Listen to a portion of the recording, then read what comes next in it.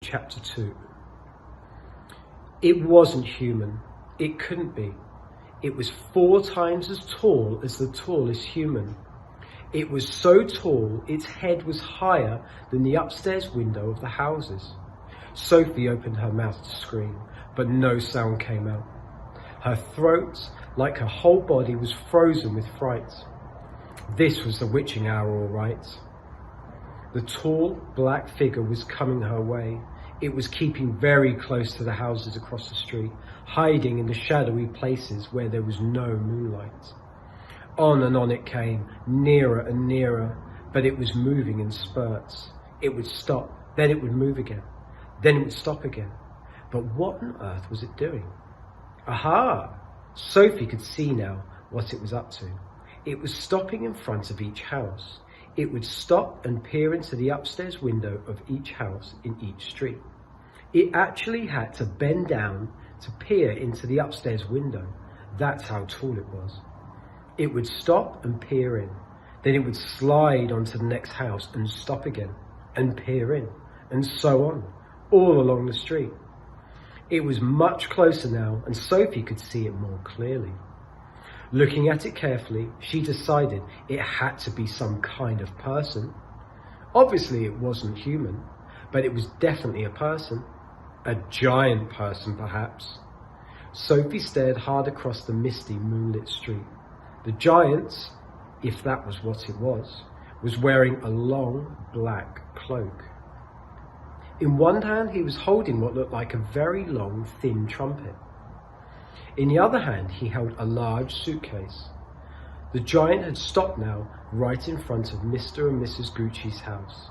The Guccis had a greengrocer's shop in the middle of the high street, and the family lived above the shop. The 2 Gucci children slept in the upstairs front room. Sophie knew that. The giant was peering through the window into the room where Michael and Jane Gucci were sleeping. From across the street, Sophie watched and held her breath. She saw the giant step back a pace and put the suitcase down on the pavement. He bent over and opened the suitcase. He took something out of it. It looked like a glass jar. One of those square ones with the screw top. He unscrewed the top of the jar and poured what was in it into the end of the long trumpet thing. Sophie watched, trembling.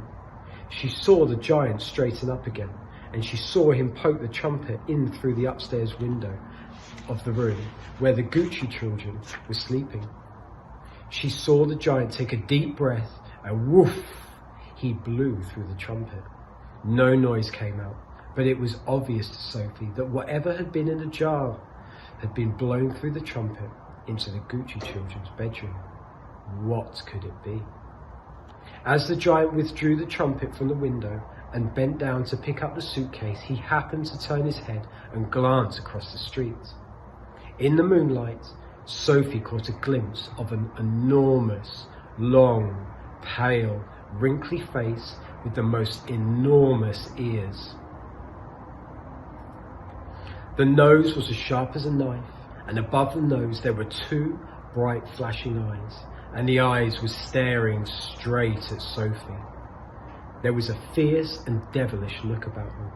Sophie gave a yelp and pulled back from the window. She flew across the dormitory and jumped into her bed and hid under the blanket. And there she crouched, still as a mouse and tingling all over.